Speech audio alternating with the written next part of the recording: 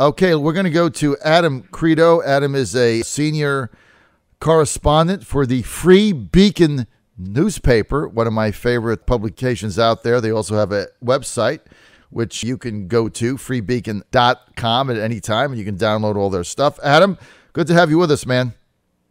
Thanks for having me. I appreciate it. All right, Adam. Well, we got to show the Free Beacon some love, man, because you guys do a good job, and we appreciate it, and you're needed. So I was thinking the other day, we just don't give you guys enough airtime, so we're determined to change that, especially when you have some great pieces. Adam, I want to talk about a couple things. Let's start with your piece in the Free Beacon on Tuesday. Title of it, U.S. accuses Russia of cover-up in the Syrian chemical weapons attack. You want to expand on that? Sure, I'd be happy to, and I appreciate the compliments about the paper.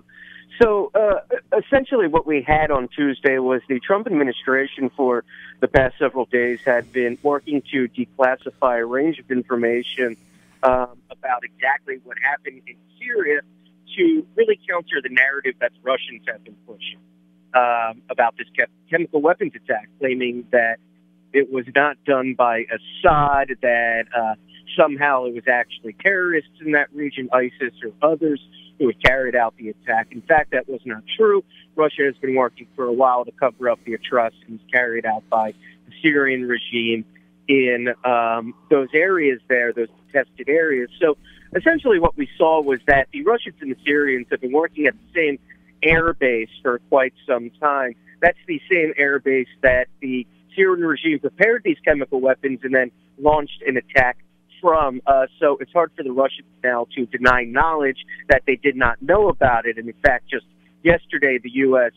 went a step further from a cover-up and said the Russians actually knew about this attack in advance. So essentially what we have here, and I think it's very important, and it's something we did not see with the Obama administration, is an effort by Team Trump to declassify key intelligence that actually builds the picture of what is going on in the world. The Obama administration was very much into unilateral action, that we can do what we want, such as this Iran nuclear deal, things of that nature that are controversial, without explaining to you the reason for it. The Trump administration is taking the opposite view. Let us show you why we're taking the action in the world that we have. And I think that sunlight is a very good thing.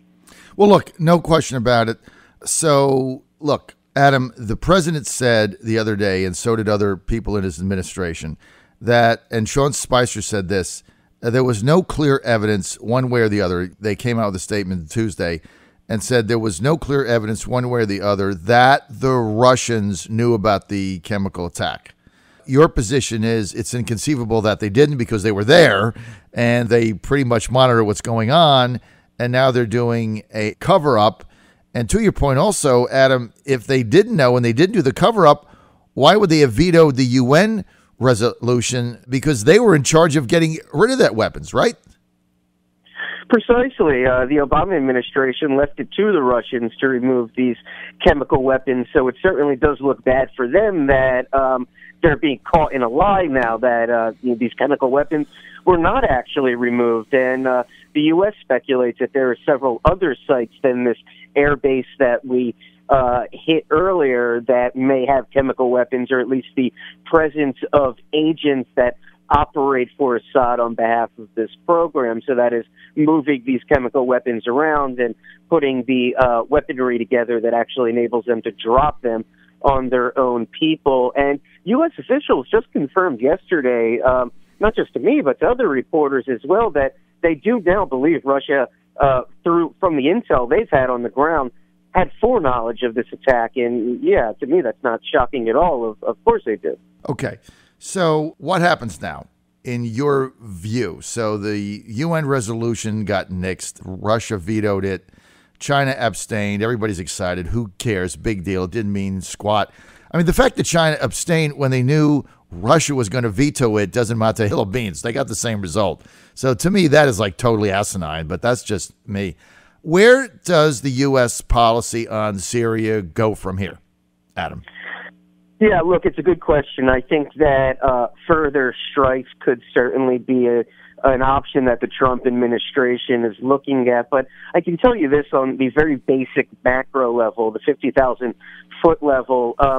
All it took was 59 Tomahawk missiles, a program that the Obama administration actually looked to cut just 2 or 3 years ago. But all it took was dropping 59 Tomahawk missiles to make everybody in that region pay attention, from the Iranians to the Russians to also our allies like the Saudis, the Israelis, and other. And everybody said the same thing. The U.S. Is back in the world. The U.S. is back again leading, where under the Obama administration, the Iranians and Russians knew that they could essentially run the Middle East. That is Syria, that is Yemen, that is other areas where both of them have intervened.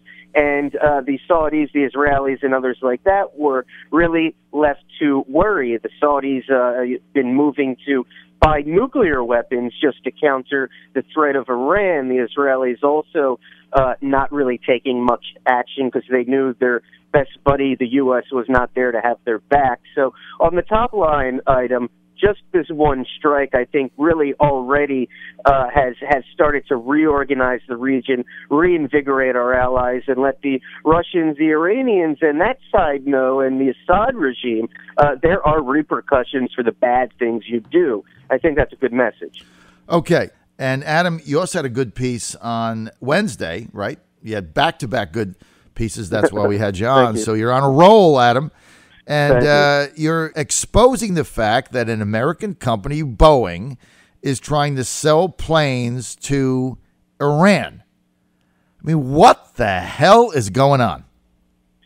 Yeah, well, this has actually been taking place for quite some time. It hasn't really gotten the level of attention that it deserves, but essentially Boeing, since the signing of the nuclear deal, has been petitioning the U.S. government to grant them licenses that would allow them to sell the Iranians commercial aircraft, new planes. The Iranians have an aging fleet. There's one major problem with this. The Iranians have a long history of using commercial aircraft as a cover for the IRGC, their fighting force, and also their own Air Force.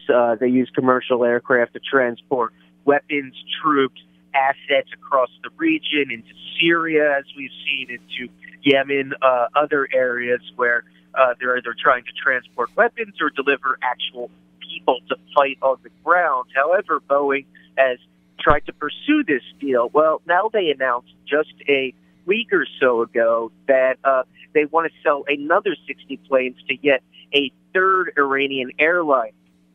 It seems now that this Iranian airline is actually run by a guy who's deeply tied to Iran's IRGC, of course, which is directly responsible for the murder of U.S. troops in the Middle East and, of course, carries out terrorism operations. There's an effort in Congress now to designate the IRGC as a terrorist organization. So I think the question from lawmakers and the question for the Trump administration is, are we going to live up to these promises made by and pushed by the Obama administration that, yes, Iran, you can have a whole new fleet of commercial planes, or is Trump going to put a foot down, I know Congress does, and say, look, we should not be selling aircraft to the world's foremost leader of state-sponsored terrorism. And that's a review I think the Trump administration is going to have to undertake.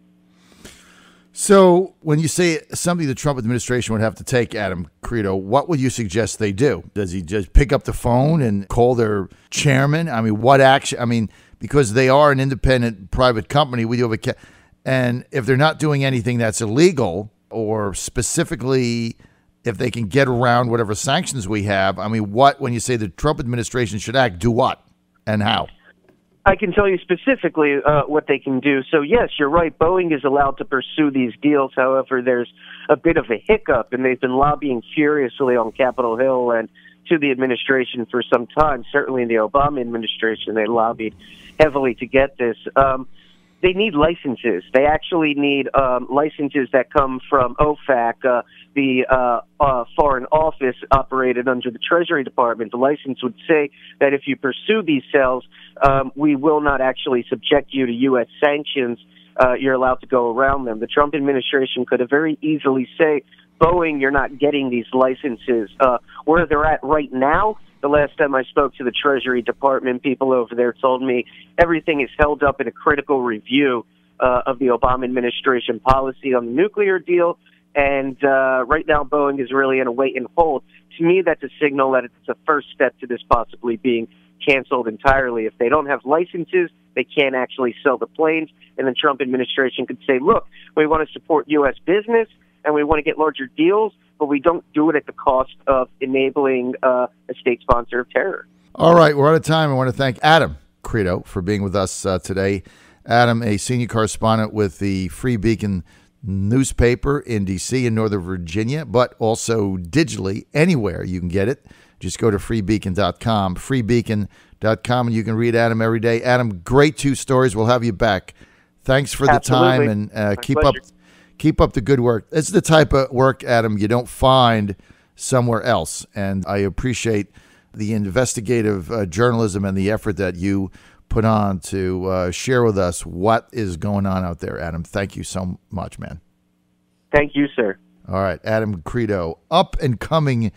I love young journalists that make their mark, like Adam. This is a good guy, and I'm going to be following him here on the John Fredericks Radio Network.